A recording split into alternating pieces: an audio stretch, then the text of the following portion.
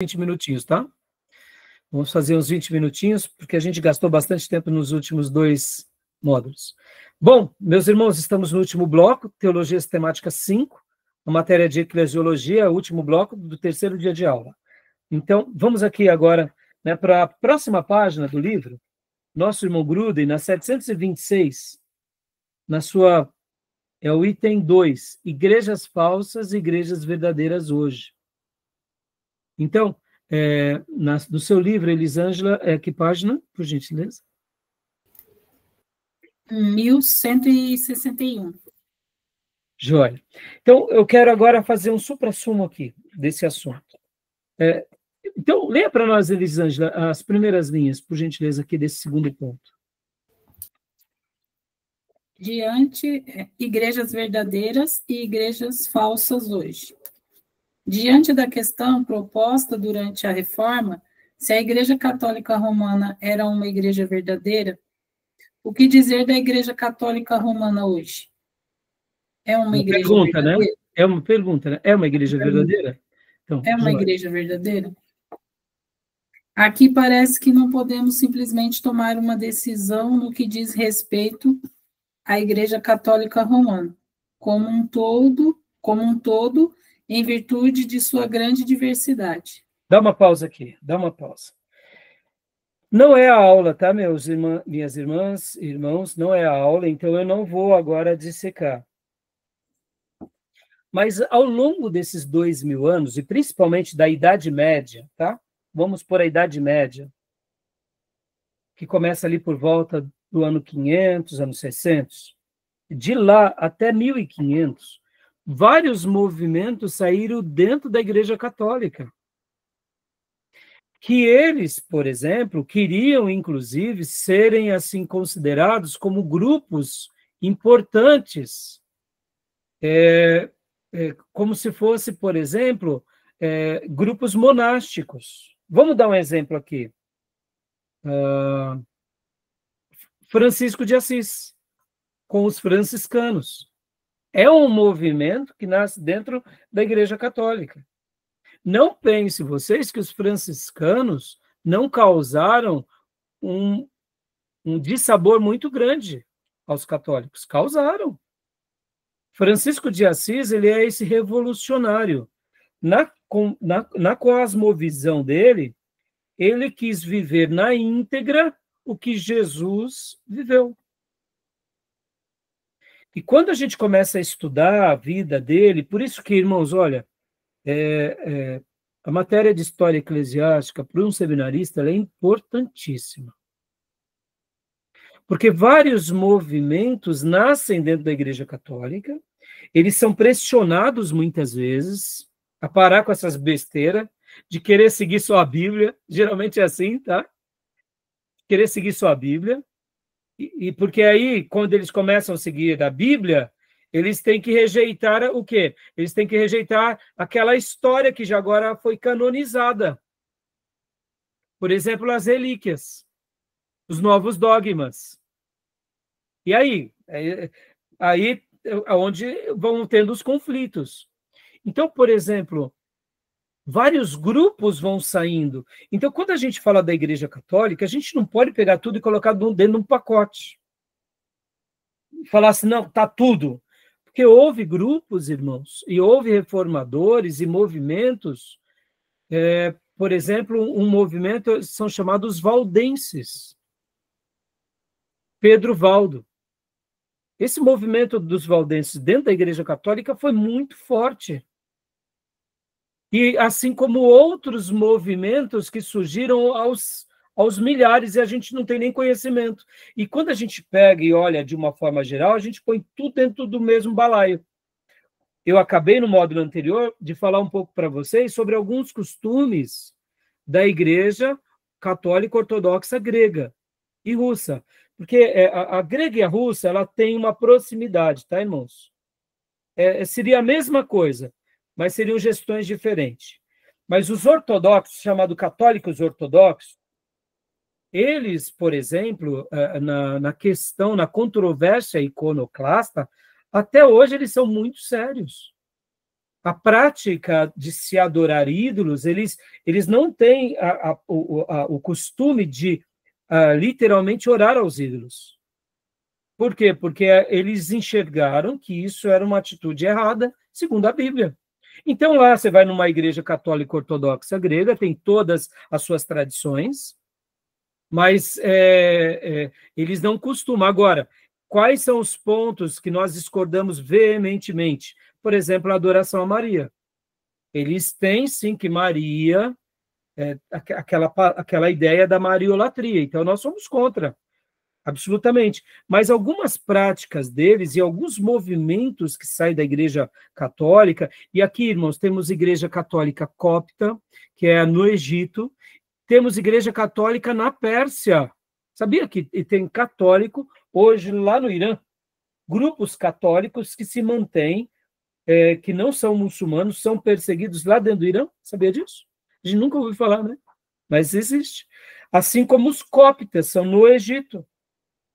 A Igreja Católica copta, na Idade Média, eles eram muito fortes, na Igreja Primitiva, e ali por volta logo depois em que houve essa unidade entre Igreja e Estado com o Império Romano. Outra coisa curiosa, só para vocês terem uma ideia, irmãos, essas igrejas, elas têm mais uma característica como a igreja ortodoxa. Lembra que eu falei para vocês que lá eles não têm a figura do Papa? E podem ver que eles têm uma certa proximidade, mas eles são igrejas locais. Olha que interessante. Então, quando a gente pega, por exemplo, e fala, né, católico, a gente está colocando tudo dentro do mesmo balaio. E, como eu disse, um dos movimentos que se tornou mais familiar para nós são os carismáticos, o movimento carismático, dentro da Igreja Católica. Então, percebam, agora voltando aqui, eu coloquei vou fazer algumas perguntas para vocês, né? Então, percebam que ao longo desses 2000 anos de história, e principalmente dos últimos 1500 anos de história, houve muitas mudanças. Então, a gente não pode dizer que a Igreja Católica de hoje é a mesma da de ontem. Ela segue a tradição, mas elas mudaram várias coisas. Assim como também a Igreja Ortodoxa não é a mesma que a católica, elas são distintas. Elas têm tradições e têm costumes e têm, na nossa concepção protestante, sim, várias heresias. Mas só para vocês terem uma ideia, irmãos, antigamente, ali antes da figura do Papa, havia sobre a cristandade 5 grandes patriarcas. Então, por exemplo, quando a gente pensava assim, havia um concílio, se reunia, por exemplo, o líder de Jerusalém, o líder de Roma, o líder de Constantinopla, o líder de Alexandria, o líder de Éfeso. Então, esses grandes pastores se reuniam e ali faziam os concílios. Só depois da Idade Média, e que os católicos apostólicos romanos tentam trazer para si a autoridade de todas as igrejas. É ali que nasce o catolicismo romano e a figura papal.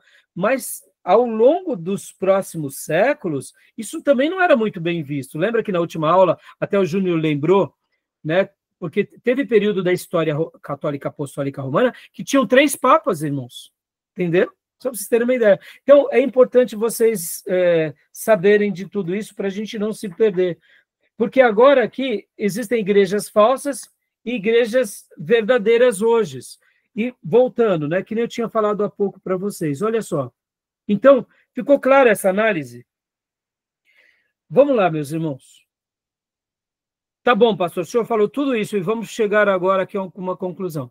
Então, quer dizer que o senhor está dizendo que o católico está certo? Não, não, o católico não está certo. O católico está teologicamente errado, seja ele apostólico romano, ou grego, ou russo.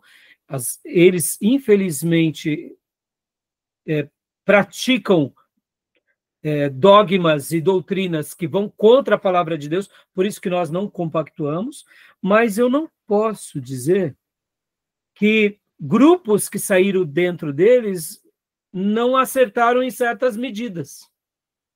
Ou pessoas que confessaram a Jesus não foram salvas. Estão entendendo onde eu quero chegar? Pastor, é possível que alguém se converta dentro da Igreja Católica Apostólica Romana? Claro que é. Agora, naturalmente, essa pessoa ela vai acabar ou saindo de lá ou sendo enxotada de lá. Porque ele vai ser uma voz contra as práticas. Concordam?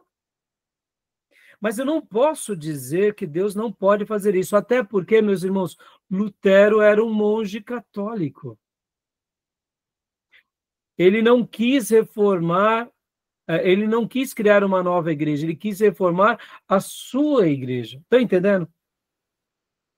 Então, essa matéria de hoje, a gente começou com o reino de Deus, e aí a gente foi falando sobre as características distintivas da igreja. Existem igrejas verdadeiras e igrejas falsas.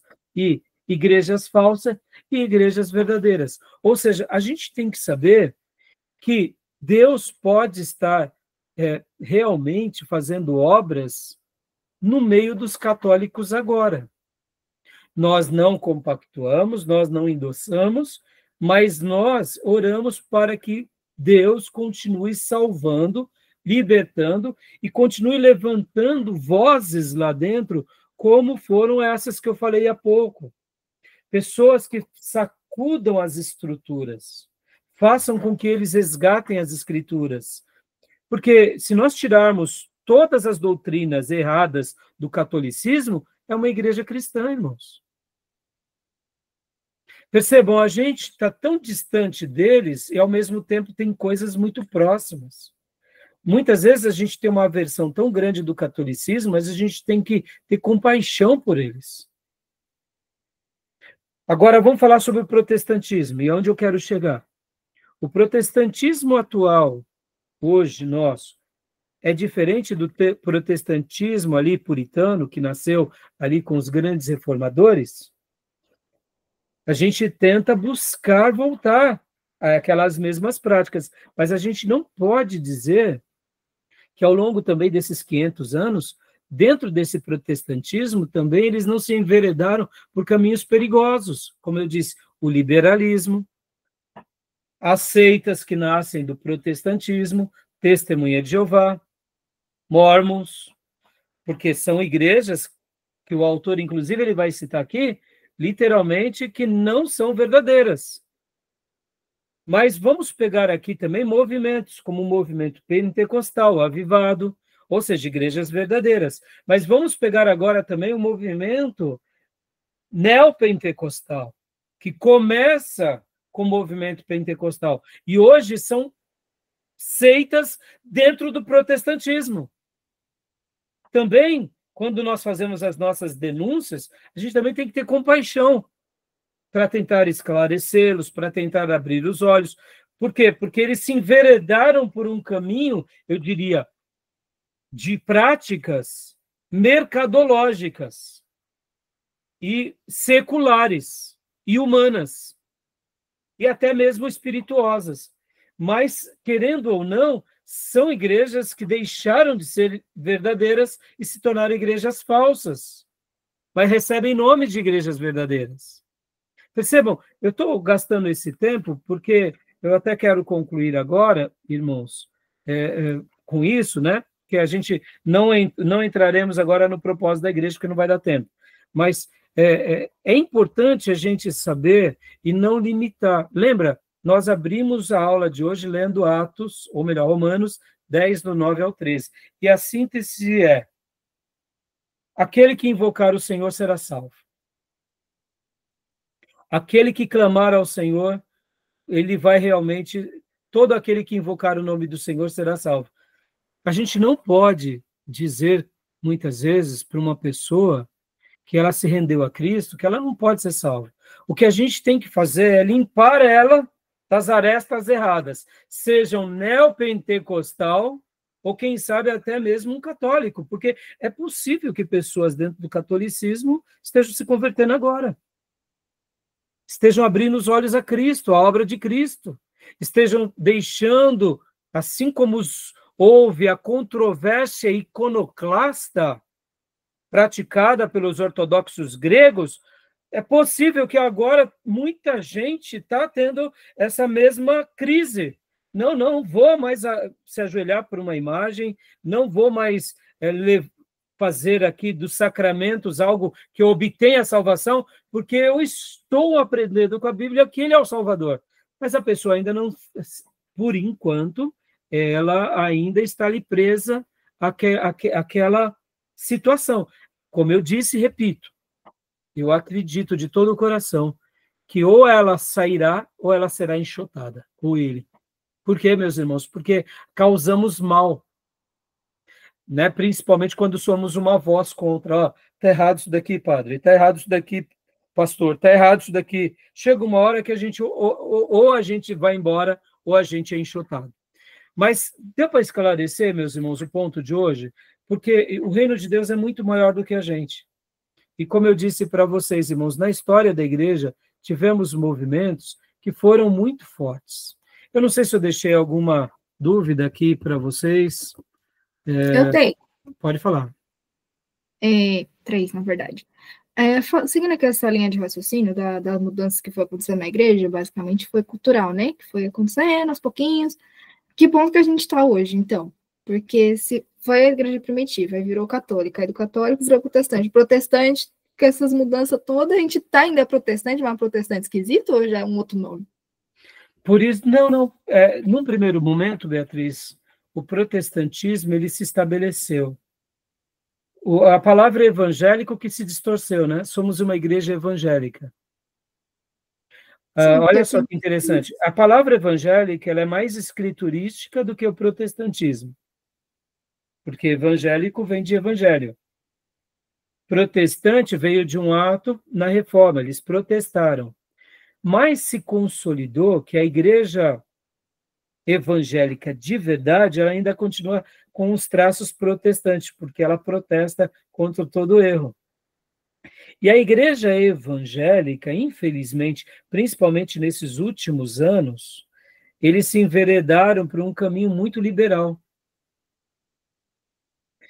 Ora, por uma teologia liberal, logo depois da reforma, e agora nos nossos dias mais recentes, principalmente depois do advento da tecnologia, do advento midiático, pode ver que aí onde nascem os telesevangelistas, o movimento neopentecostal, ele nasce bem ali junto com toda essa tecnologia, né?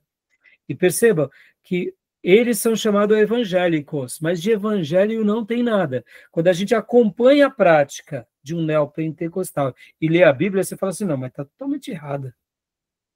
Não é?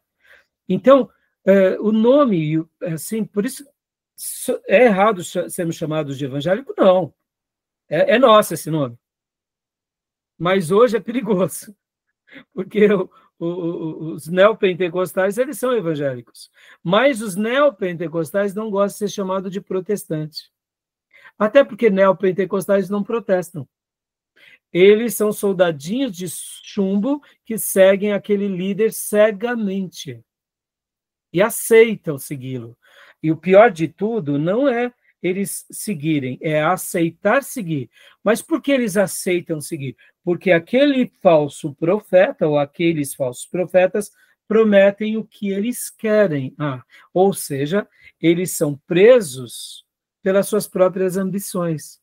Então, eles se sujeitam a um falso profeta, a uma igreja de falsos profetas, porque os falsos profetas amassageiam seus egos, dizendo que eles terão tudo o que eles foram buscar naquelas igrejas.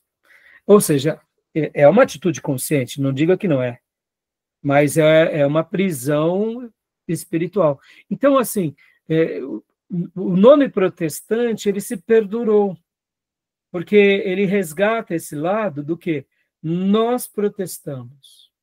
E pode ver que dentro dos protestantes nascem os batistas, nascem os presbiterianos, nascem os congregacionais, e vão nascendo grupos.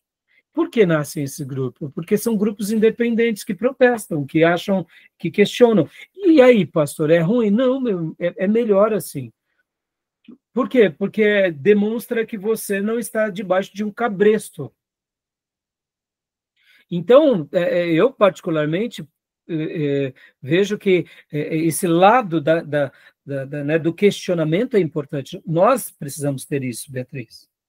Pode ver, Beatriz, o que a gente está fazendo aqui? A gente está batendo cabeça. Para eu dizer que pode ter católicos que se convertem, eu estou sendo ousado. Mas, pastor, por que o senhor não fala isso na igreja? Eu repito, porque na igreja eu posso ser mal compreendido. A pessoa que é simples, que não tem uma reflexão apurada, ela vai falar, então tá bom, pastor, então eu não vou pregar mais para o meu tio, não. Ele está salvo, ele segue Jesus, entendeu? E não é isso que eu estou dizendo, não. A gente tem que chegar para o tio que é católico, para a tia que é católica, para a vovó, e falar, para de adorar, tio. Não, você não pode, você está rezando para... Não, Maria não salva. E a gente tem que continuar pregando para eles. Mas alguns lá lendo a Bíblia, e aí onde entra o movimento carismático, que foi uma mudança dentro da Igreja Católica. Billy Graham, ao estudar um pouco sobre os católicos, ao conversar com o movimento carismático, e muitos pastores, irmãos, eles viram que o movimento carismático era como se fosse um avivamento dentro da Igreja Católica. Pastor Rai, e aí? Será que é real? Será que não é engodo do diabo? Aí é uma questão que a gente não tem uma resposta. Mas falar que os carismáticos eles não vão à Bíblia é mentira. Os carismáticos não oram a Jesus é mentira. Os carismáticos não se afastam do mundo. Quantos são? O movimento carismático, querendo ou não, trouxe um brilho novo àquela igreja, que era uma igreja institucionalizada.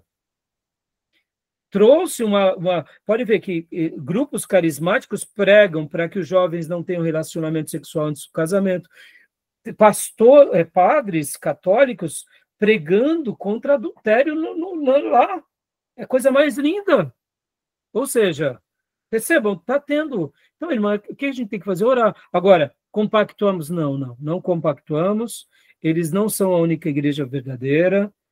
Eles dizem ser, aliás, eles se desviaram, eles nasceram, sim, se desviaram, estão presos ainda na tradição e na magistratura, ou seja, mas eu oro por eles, assim como eu oro pelos neopentecostais, eu oro por nós. E por isso que a gente está aqui ensinando, batendo cabeça, para quê? Para a gente poder fazer o quê? Para a gente ter essas características distintas, de ser uma igreja que ouve a palavra, prega a palavra, e se reúne para adorar e seguir exclusivamente a Deus. Bom. E segue, né, os sacramentos ou as ordenanças. Como? Do jeito que Deus nos fizer ser, desde que tenha ordem e decência, desde que tenha clarezas de papéis, sendo conduzidos pelo Espírito Santo, é uma igreja verdadeira. E pedir para que Deus nos preserve, porque, como eu disse, essa igreja ela é poderosa. E muitas vezes Deus nos coloca em posições muito nobres e a gente se perde pelo poder, pelo glamour, pelo status. Pode ver, minhas irmãs, para a gente finalizar, e meus irmãos, Deus nos prospera muito. E é fato, conhecer a Cristo é libertador. Se essa geração que se converte não se tornar rica, as próximas gerações se tornarão muito ricas, porque é libertador de todos os sentidos. A verdadeira conversão quebra todas as algemas. Algemas de escravidão espiritual, do mundo espiritual, algemas fisiológicas, algemas mentais, algemas psicológicas, algemas ideológicas, todo tipo de algema a gente é liberto. Agora, para seguir a Deus, e essa libertação gera em nós prosperidade. E aí eu te digo, historicamente, todos os nossos irmãos protestantes prosperaram. E percebam, o diabo jogou um tempero, fez da prosperidade um ídolo. A prosperidade, ela acontecerá.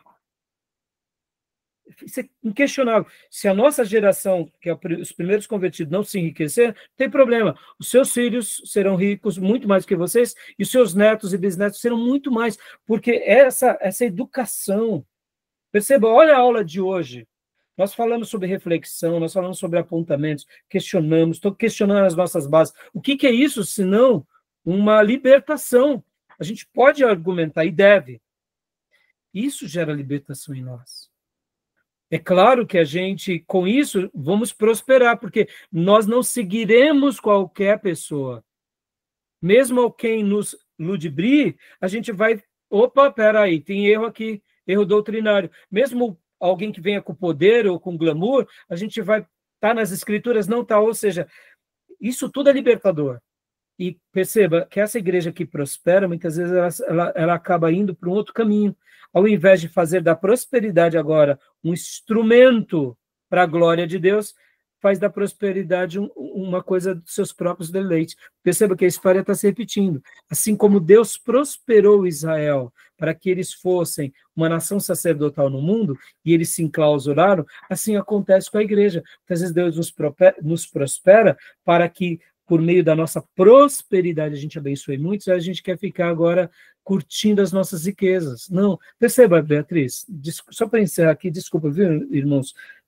Mas, o quanto a igreja nos gera inteligência, uma igreja bíblica. Meus irmãos, como eu fui agraciado pela igreja, pelo seminário, pelos meus mestres, a minha capacidade de refletir, de pensar, de contra-argumentar. Onde eu aprendi tudo isso? Eu aprendi na Bíblia, aprendi na igreja. E usei no mercado de trabalho, ganhei dinheiro, prosperei. Aprendi na igreja. Essa riqueza intelectual não é para mim. Por isso que a gente tem um seminário. Eu quero passar e quero que vocês se tornem 1000 vezes melhor que eu. Entendeu por quê? Porque isso, quanto vale uma mente que pensa, filhos que pensam, uma igreja que pensa? Isso é uma riqueza. O diabo não quer que a gente pense. O diabo quer que a gente esteja ali num sistema religioso escravizado por conceitos, por dogmas, por relíquias, por tolices. Porque aí a gente continua sendo conduzido nas nossas próprias besteiras. Mas quanto vale a riqueza intelectual? Quanto vale o nosso conhecimento? Quanto vale, sabe, poder passar para outras gerações isso? Não tem preço. Entendeu? Tá bom, minhas irmãs? Tá bom, meus irmãos? Esclareceu? Hoje eu queria também ter falado para vocês sobre os propósitos da igreja. Esse assunto é mais fácil, tá? Os propósitos, né? Quais são os grandes propósitos? Então, lembrem disso, né? As características distintivas da igreja, tá? E só para vocês saberem, né? A gente vai estar na próxima aula falando sobre os propósitos, e aí a gente vai ser mais fácil, vai ser menos complexo. Ficou alguma dúvida aqui, meus irmãos? Minhas irmãs? Não mesmo? Se tiver, pode perguntar aqui ou depois no nosso grupo, né? E vamos tentar tirar, tá bom? Beleza? Belezinha. Então, Deus abençoe, minhas irmãs, meus irmãos. Deus abençoe, nos vemos domingo, as nossas ovelhinhas, e, querendo Deus, os demais a gente vê na terça-feira. Pessoal, graças e paz, boa noite. Boa noite. Graças e paz, boa noite. Deus abençoe.